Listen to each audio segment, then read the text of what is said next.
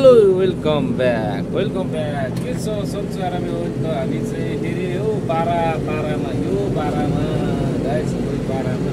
हामी चाहिँ टक्क लाएर फेरि निस्किसक्यो यो पुरानो कामधन्दा 2-4 दिन यसो एक दिन डुल्यो घुम्यो खाइयो अब फेरि लाग्यो आफ्नै पारामा भैयाजी साइड थोरा साइड दो केरा बेच्न हिँडे रहेछ बास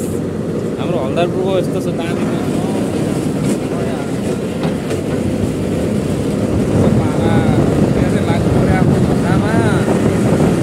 नि रो ओइरो छ नि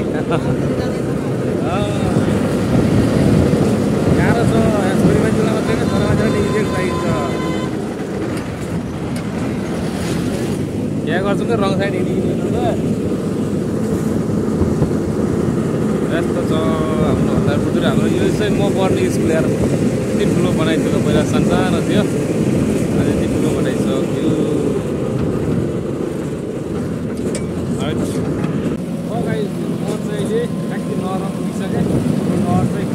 यहाँनिर है हाम्रो सिप्टाको नहर यस्तो बबाल यहाँनिर काम भइरहेको छ पुरै टन्नै चाहिँ खेतीयोगी जमिन चाहिँ पुरै बिचमा अलिअलि घरहरू बनिरहेको छ अनि त्यो टक्क लगाएर हाम्रो नहरमा चाहिँ किलोपुरी टक्क लगाएर हेर्नु त यहाँ नहर छ हाम्रो ओ माई गड बट्टे लाग्यो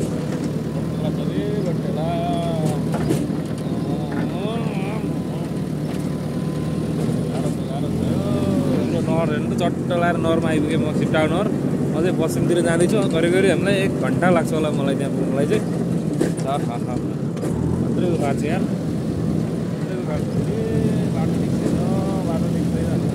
बाटो ठिक छैन यार कस्तो छ यार हो गाइस बल्ल न्यू सिटी आइपुग्यो हाम्रो न्यू सिटीको चट्टलाई यस्तो ठुल्ठुलो भवनहरू बनिसकेको रहेछ अझै छ यात्रा यहाँबाट टन्नै छ अझै जानुपर्ने छ घरि अझै 2-3 किलोमिटर छ होला मानखोला चाहिँ पुग्नुपर्छ यहाँदेखि आइयो बोला कच्ची रोड नहरै आइसक्यो आइयो यस्तो दामी छ यार ठुलो भवनहरू बढिया छ सर हलाएर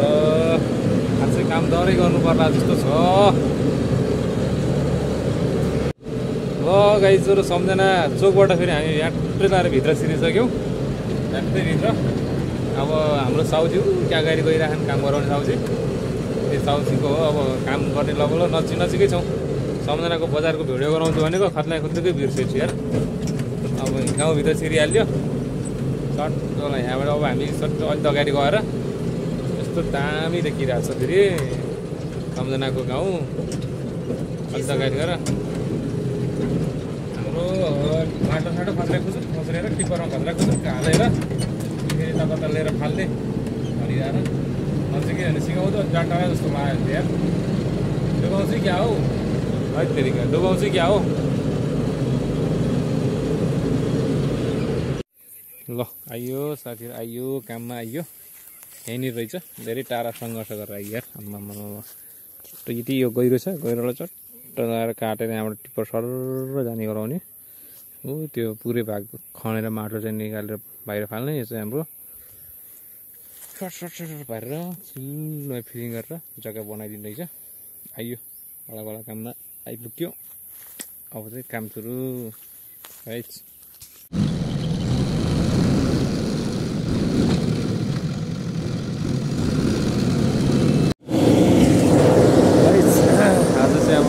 दिन भइसक्यो यही ठाउँमा काम गरिरहेको हाम्रो टिप्पर लोड गरिरहेको छ माटो चाहिँ अझै अब लगभग आज दिन होला जस्तो छ अब यसलाई चट्ट लगाएर फिटिङ गर्नेलाई अब बनाएर धान रोप्ने बनाउने 3 दिन भइसक्यो आज यहाँ काम गर्दा काम लामो भयो थोरै भनेको जस काम भइरहेको छ भन्नुहुन्छ है गाइस काम चाहिँ हाम्रो यही हो हेर्ने अब यसलाई अब लौ भ्याइसक्यो त्यसलाई चाहिँ अब खेत बनाउँछ सफा गरेर चारैतिर बराबर बनाउनु त्यसलाई चाहिँ त्यही हो गाइस टिप्पर लोड गर्ने अब आज 12 बजी भइसक्यो जस्तो अब है यहाँबाट आज चाहिँ